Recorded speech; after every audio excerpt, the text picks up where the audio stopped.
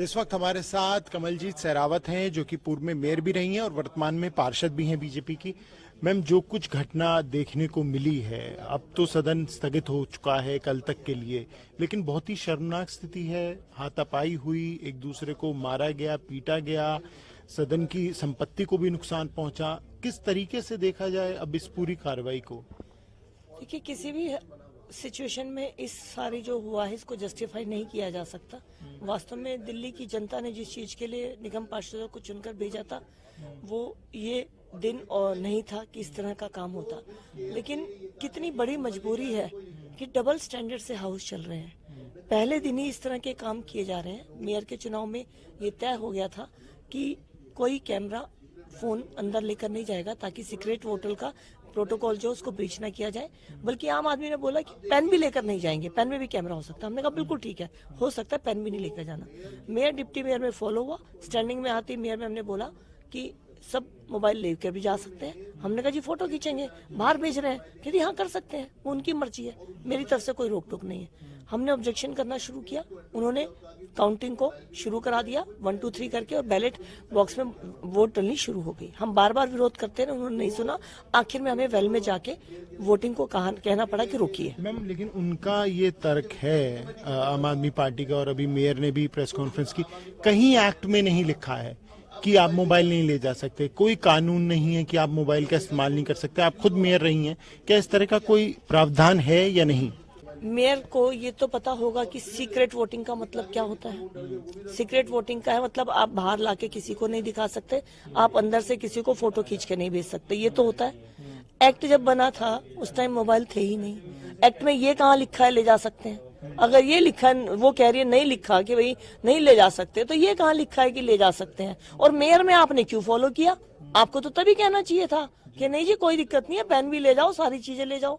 एक ही हाउस में सेम दिन सेम सदन में डबल स्टैंडर्ड कैसे हो जाएंगे?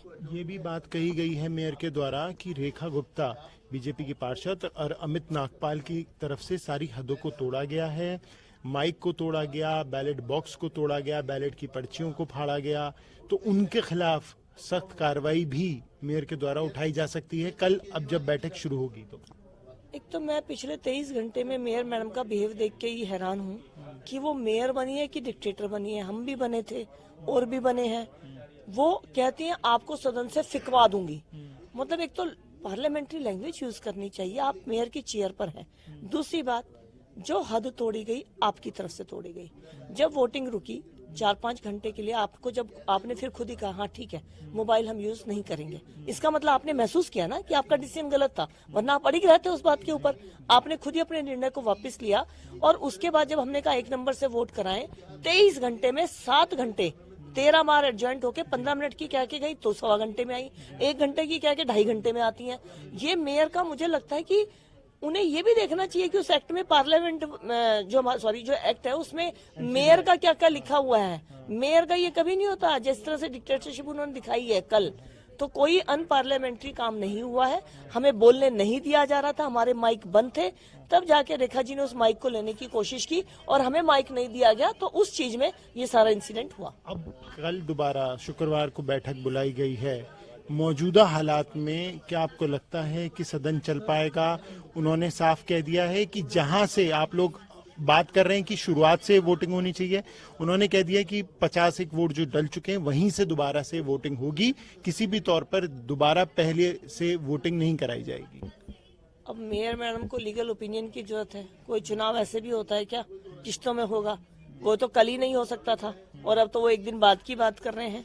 तो मुझे नहीं पता इनके माइंड में क्या है, क्या इनका एक्सपीरियंस है, क्या इनके पीछे से फीडबैक आ रही है, लेकिन टोटली हाउस को डिस्टर्ब करने के लिए ये लोग काम कर रहे हैं। कमलजीत सहरावत, देखना दिलचस्प होगा शुक्रवार को जब निगम की बैठक होती है तो क्या कुछ तस्वीरें देखने को मिलती हैं। कैमरा पर्सन मुकेश के साथ प्रणय शर्मा, टोटल न्यूज, दिल्ली।